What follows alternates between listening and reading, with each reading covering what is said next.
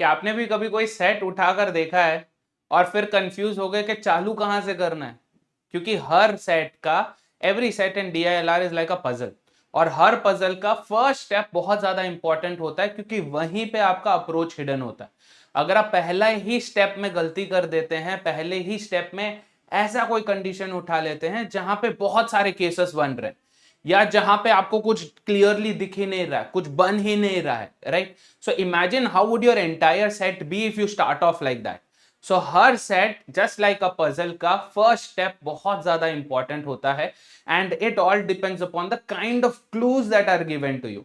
तो कैसे क्लूज हैं और इन क्लूज को कैसे पढ़ा जाता है और किस ऑर्डर में पढ़ा जाता है, दैट्स ऑल्सो वेरी इंपॉर्टेंट। क्योंकि हमें लगता है कि कैट हमारे लिए ऑर्डर में ही देगा कि इस ऑर्डर में आप सॉल्व करोगे तो सॉल्व हो जाएगा, definitely not, because they want you to be a problem solver there, और प्रॉब्लम आपको कभी भी ऑर्डर्ड वे में नहीं आता है ना, एकदम ऑर्गेनाइज तरीके से कभी भी आपको प्रॉब्लम नहीं आती है लाइफ में, right? So just like that, your puzzles will also not be ordered, your conditions, your clues will also not be ordered. That means आपको ये पता होना चाहिए on which clue to choose when. So let's talk about different kind of clues, different types of clues that we see in DILR, and what should be our approach regarding that. So types of clues are three types of clues generally. One is called a direct and relevant clue. Now again, this is something that I've made up on my own. ये कोई book में या कोई official guide में या cat के website में नहीं है. This is something that I have come up with all the years of experience that I have. ठीक है. So direct and relevant clues, number 2 direct and less relevant clues, and number 3 indirect clues, right? So these are the three types of clues we are going to talk in this video. ये clues क्या है और इसका क्या importance है on identifying what kind of a clue it is. Yeah. So let's take a simple example here. Let's have a look at these three conditions. ये तीन conditions है मेरे पास, right? पहला condition बोल रहा है अभी sits second to the left of Bunny who sits at one of the ends of the row. Second clue बोल रहा है Cheeku is a neighbour of Dabbu.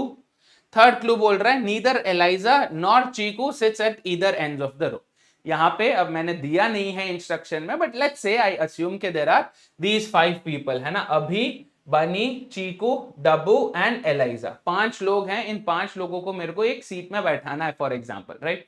So think about this. अगर मैं if I were to start with 1 2 3 4 5 seats हैं, ठीक है. अगर मैं इस क्लू से चालू करता हूं कि Cheeku is a neighbour of Dabbu, for example मेरा ये फर्स्ट क्लू दिया हुआ था और मैं वहां से चालू कर.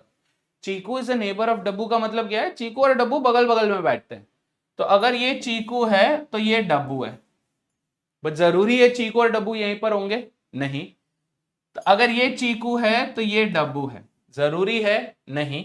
अगर ये चीकू है तो ये डब्बू है, अगर ये चीकू है तो ये डब्बू है. अब ये जरूरी है क्या पहले चीकू बैठेगा फिर डब्बू बैठेगा? ये भी नहीं. तो then I will have two cases again. So already मेरे 1 2 3 4 केसेस हैं. अब ये 4 केसेस विल बिकम 8 केसेस. क्यों? क्योंकि डब्बू यहां पे, चीकू यहां पे हो सकता है, डब्बू यहां पे, चीकू यहां पे, डब्बू यहां पे, चीकू यहां पे, डब्बू यहां पे, चीकू यहां पे. तो बताओ मेरे को, अगर मैं कोई सेट चालू कर रहा हूं और मेरे को उठाते ही ऐसे 8 केसेस आ जाए, 2 केस 3 केस मैनेजेबल है, 8 केसेस उठाते ही आ जाए, do you think that's a very good idea to start with that? नहीं है, है ना. So will this be a very good clue to begin with? Definitely not. So first step आपका अप्रोच बनाता है, उसी से आप पूरा सेट स्मूथली सॉल्व कर पाते हैं. So would this be a very good clue to start with? Definitely not. Okay, let me see this one. या थर्ड वाला क्लू देखता हूं. 1 2 3 4 5 है. ये बोल रहा है neither Eliza nor Cheeku sits at either ends of the row. तो चीकू और एलाइजा एंड पर नहीं बैठते, चीकू और एलाइजा एंड पर नहीं बैठते, right? So out of the 5 people A B C D E, Cheeku और एलाइजा एंड पर नहीं बैठते. तो कौन कौन हो सकता है? ए, बी या डी हो सकता है. That means I have one case कि ए यहां पर है, बी यहां पर है. एक और केस होगा कि बी यहां पर है, ए यहां पर है. फिर एक केस होगा कि यहां पर बी है, यहां पर डी है. दूसरा केस होगा यहां पर डी है, यहां पर बी है. फिर एक और केस होगा कि यहां पर ए है और यहां पर डी है, और यहां पर ए है और यहां पर डी है. उठाते से ही 6 कंडीशंस बन रहे हैं, 6 केसेस बन रहे हैं. मैनेज करना पॉसिबल है कि ये तो चलो बहुत इजी सेट है, बट जस्ट सेइंग बड़े सेट में, कॉम्प्लिकेटेड सेट में आप एक 5x5 टेबल बनाकर उसको सॉल्व कर रहे हो और वहां पे आपको ऐसे 5-5, 6-6, 8-8 केसेस आ रहे हैं, would that be a very good thing to choose from? No, right? So is this a very good thing to choose? Very good clue to begin with? Definitely not. क्यों? उठाते ही 6 केसेस आ रहे हैं, नहीं चाहिए boss, useless है मेरे लिए ये, right? So then what do I go for? I go with the first condition. First condition क्या बोल रहा है? Abhi sit second to the left of Bunny. अब यहां पर भी केसेस बनेंगे, but what do I have? Another accompanying statement saying who sits at one of the ends of the row. तो अब देखो मेरे दो केसेस बन रहे, 1 2 3 4 5. This is one case, this is another case, ठीक है? तो ये बोल रहे हैं Bunny who sits at one of the ends of the row. तो बनी या तो लेफ्ट एंड पर बैठ सकता था या फिर राइट एंड पर बैठ सकता था. एंड अब ये क्या बोल रहे हैं कि Abhi sits second to the left of Bunny. अगर बनी यहां पर है, बनी के लेफ्ट में कोई बैठ पाएगा? नहीं, जगह ही नहीं है, तो बनी के लेफ्ट में कौन बैठेगा? No, not possible at all. तो उठाते से ही ये केस उड़ गया. I have one true case that I can work with now. तो बनी का first left, second left. Yes, so Bunny के सेकंड लेफ्ट पे कौन बैठा है? अभी बैठा है. Is this a very good approach to begin with? Yes. क्यों? मेरे को क्लियरली पता चल गया बी किधर है, ए किधर है. Yes. So these kind of clues are what you should go with instead of going with the other clues, right? So ये clue जो है इसको मैं बुलाता हूं direct and relevant clue. Direct क्योंकि ये directly मेरे को किसी का position बता रहा है, and relevant because it is relevant to completion of this particular arrangement. Yes. Second वाला जो है Chiku is a neighbor of Dabu. This is called a direct but less relevant clue. भाई ये तो बता रहा है कि चीकू और डब्बू बगल बगल में बैठते हैं. It's showing that Cheeku and Dabbu are sitting next to each other. Normally अगर मैं करता तो फिर कितने केसेस बन रहे थे? 8 केसेस बन रहे थे, राइट? सो अगर मैं यहां पे अब इसे यूज करूं तो आई कैन यूज इट. या ये क्या है? Cheeku is a neighbour of Dabbu, मतलब चीकू और डब्बू बगल बगल में बैठेंगे. So it could either be Cheeku here, Dabbu here, और डब्बू हियर, चीकू हियर. क्योंकि यहां पे चीकू या डब्बू नहीं आ सकता क्योंकि उसके बगल में फिर इस तरफ ए है, इस तरफ बी है. यस. तब यहां से क्या समझ में आया कि ए और बी तो फिक्स है, सी और डी का एक पॉसिबिलिटी निकल गया, तो बचा कौन? सिर्फ एक person, E. So Eliza will be here. Now using this condition, जब भी आपको नेगेटिव वर्ड्स आते हैं, whenever you get negative words, I call these as indirect clues. क्योंकि इनडायरेक्ट क्लूज आपको क्या है नहीं बोलता है, बट क्या नहीं है बोलता है. तो ये क्या बोल रहा है? Neither Cheeku nor Eliza, neither Eliza nor Cheeku sit at either ends. तो एंड पर चीकू नहीं बैठ सकता. That means this case is out.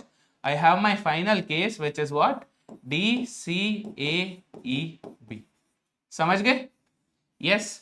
And if you follow this order, this flow, it becomes very simple for you to answer without creating a mess out of it.